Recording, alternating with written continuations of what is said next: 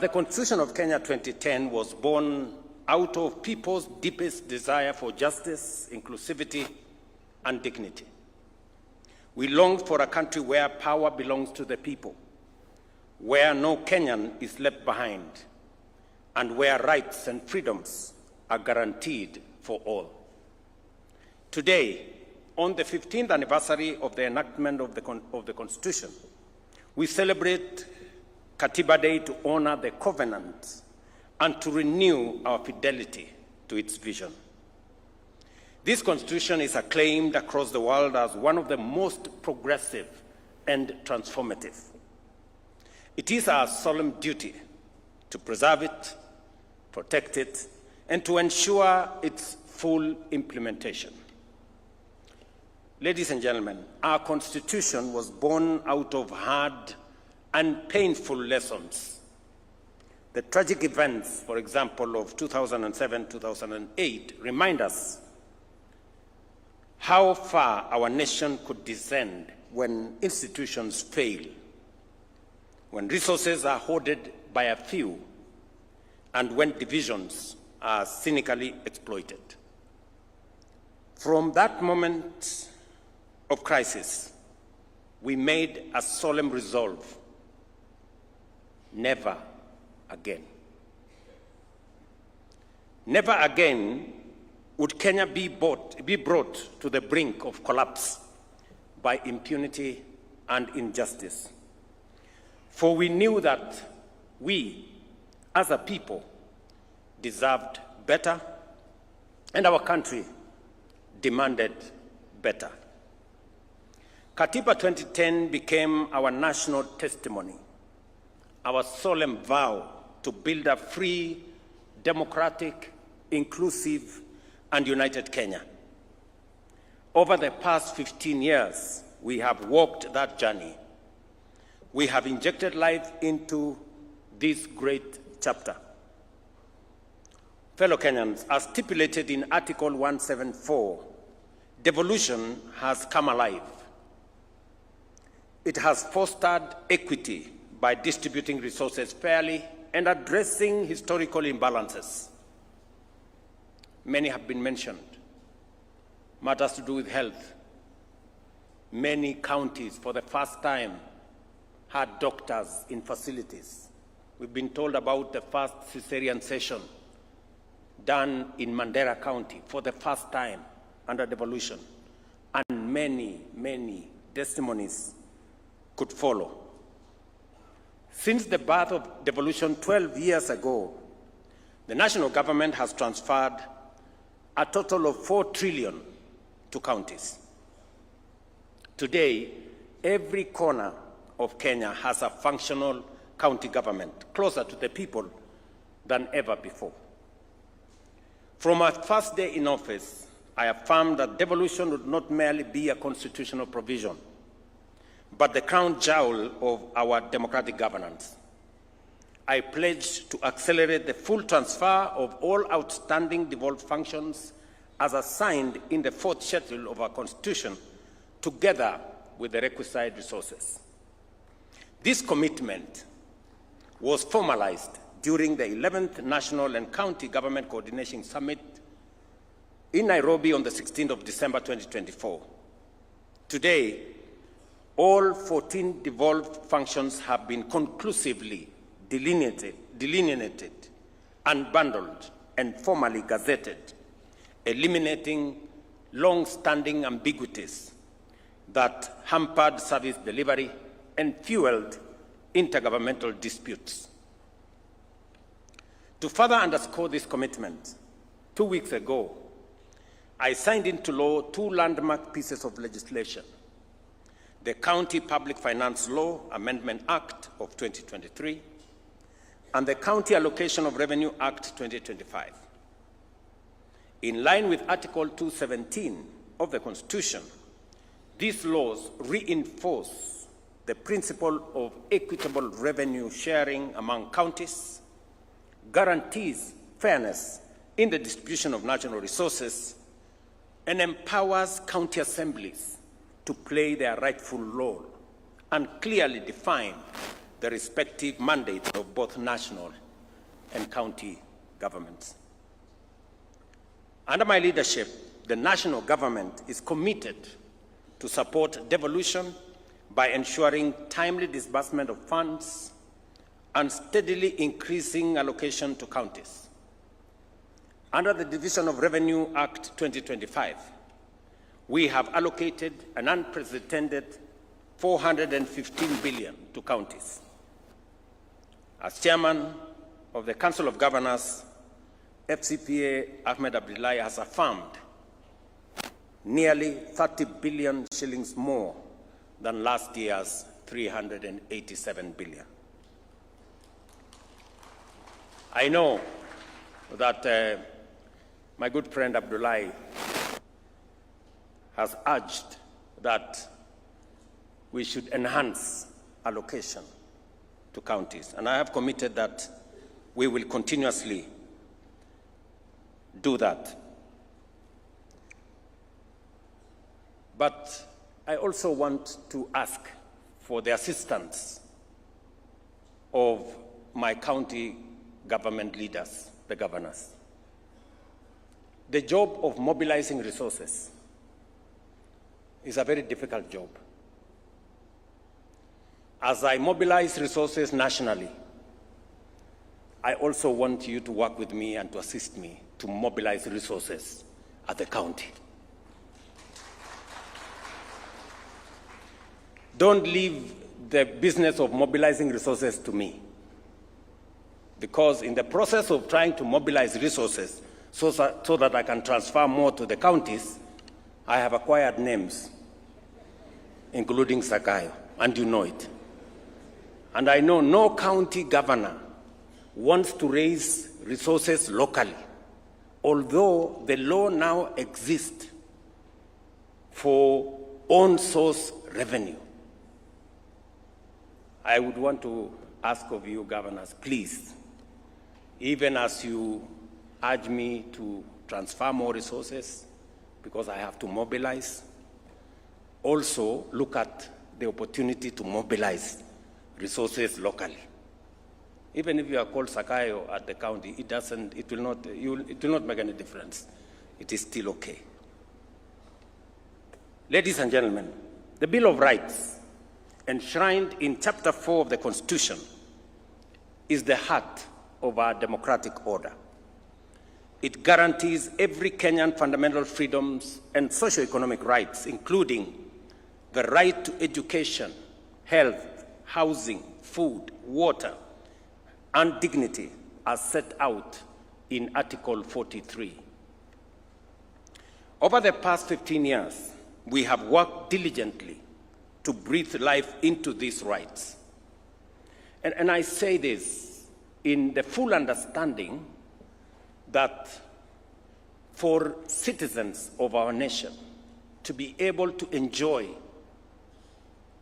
our democratic credentials, to be able to enjoy the rule of law and constitutionalism,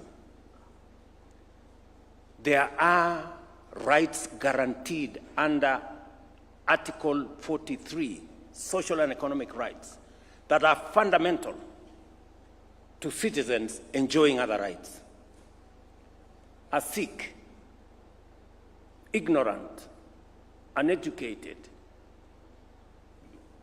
homeless, hungry citizen is very difficult to enjoy democracy, human rights, rule of law, because their status is undermined, and therefore it becomes fundamentally important for us to make sure these social and economic rights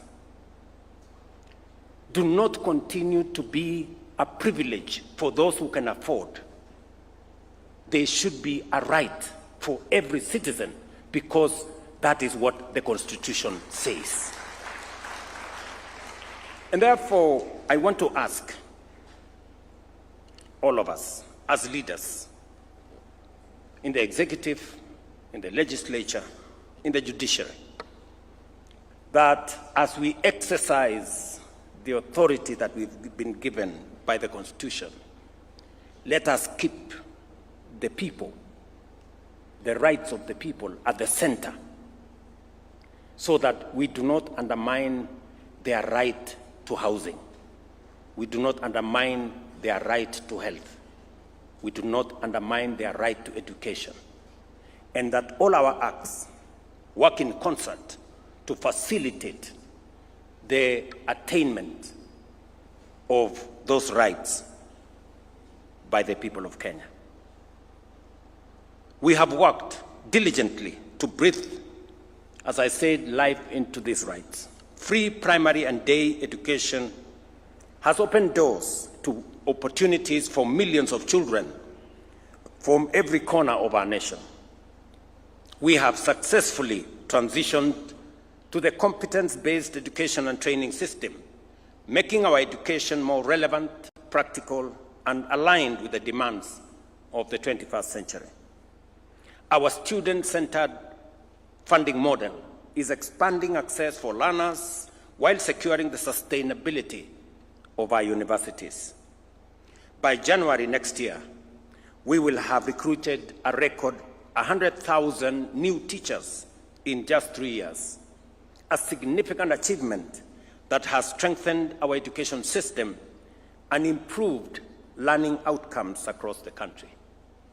This is in addition to the construction of 23,000 classrooms that has been done in collaboration with our members of parliament using the NGCDF.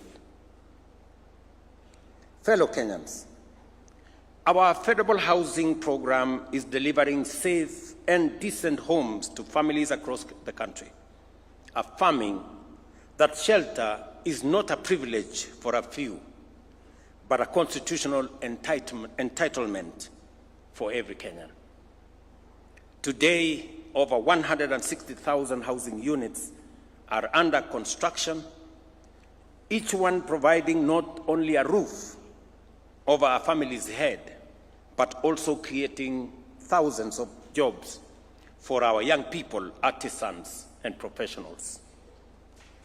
As I committed, we will be handing over the next 5,000 units right here in Nairobi, as we do it in other counties this month. On universal health coverage, we are ensuring that illness no longer drives families into poverty, and that access to quality health care is upheld as a right of every citizen.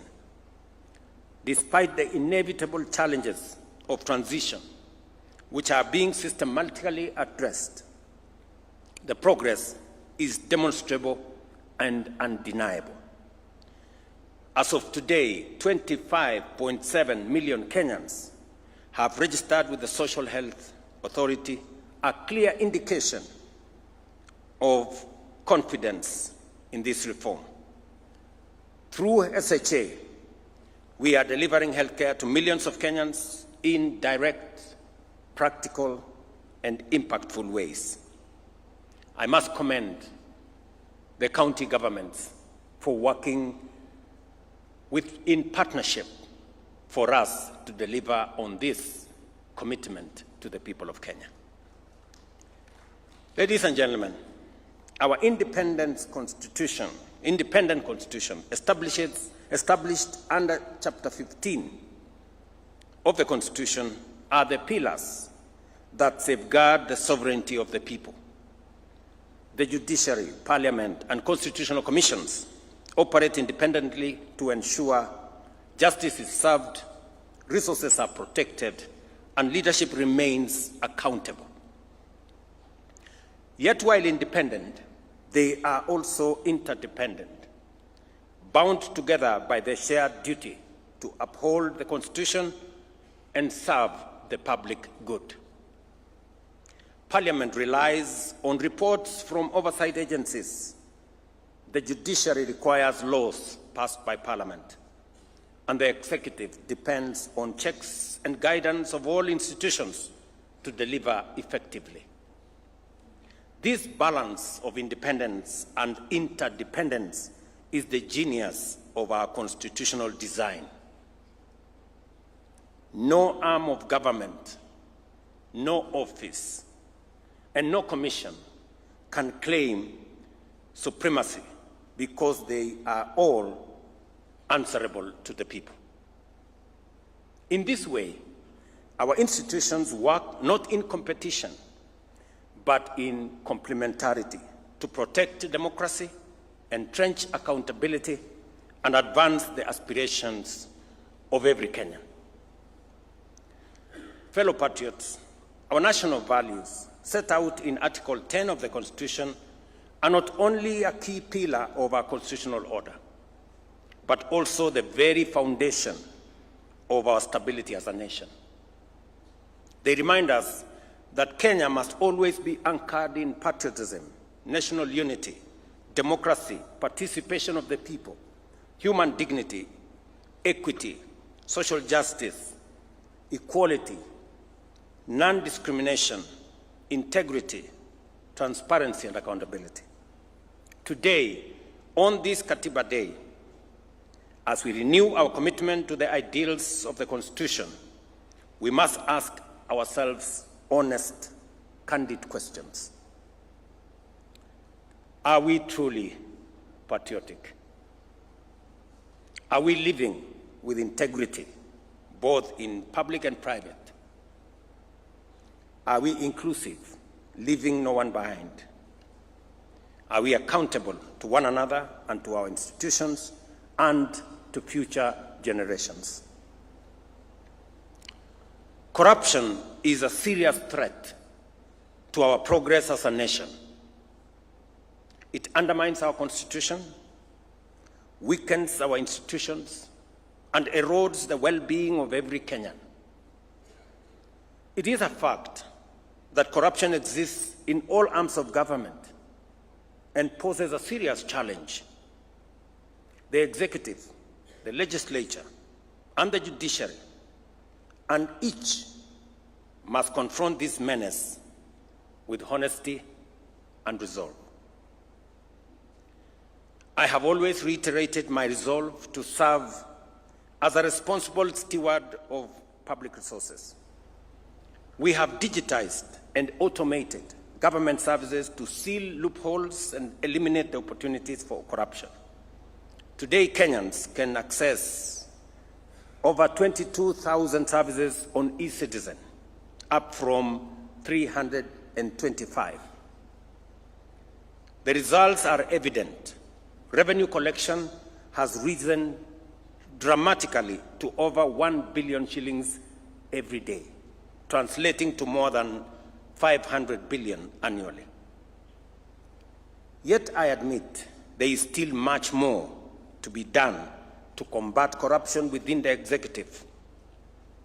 Corruption must be chased down every alley, every corridor, and every corner of the executive by every well-meaning official and citizen whenever it is spotted. I, William Ruto, President of Kenya, fully support the rigorous and expeditious prosecution of any corruption case backed by evidence.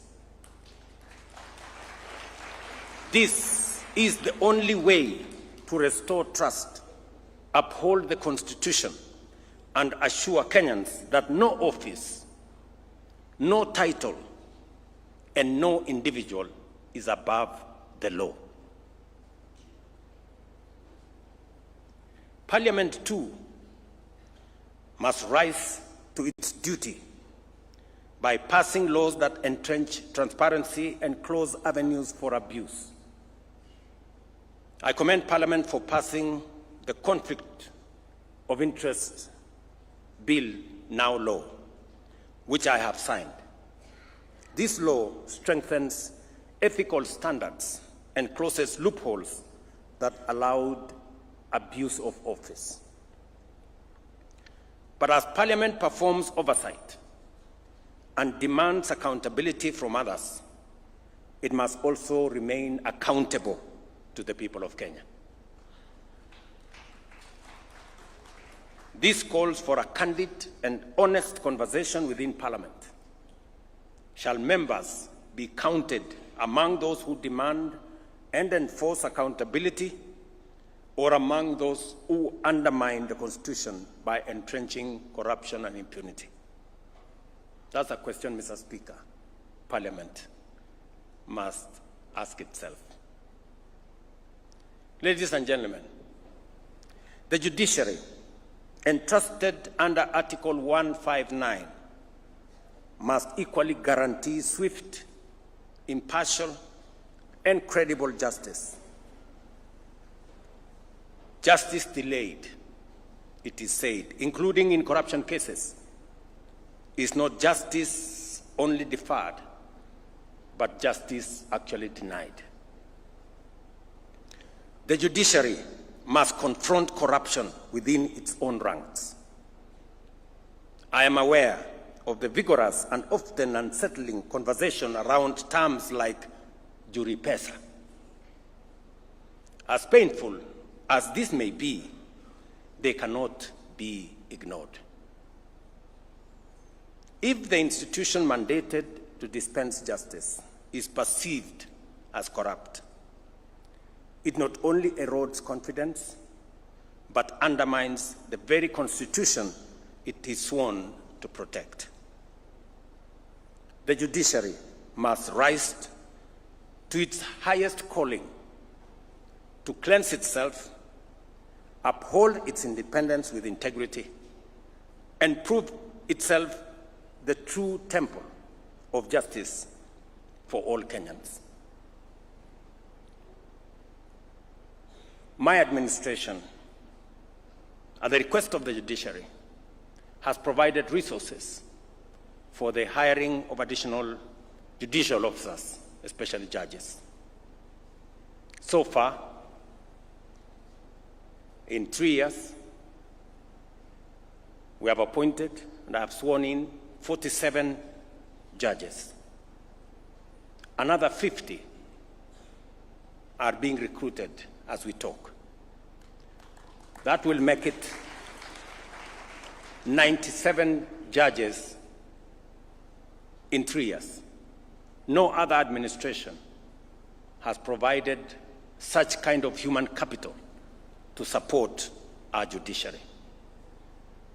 It's paid for by the people of Kenya, and it's right for us, as the people of Kenya, to demand expeditious justice to those who come before our courts. In summary, fellow citizens, our national values must not remain words on paper.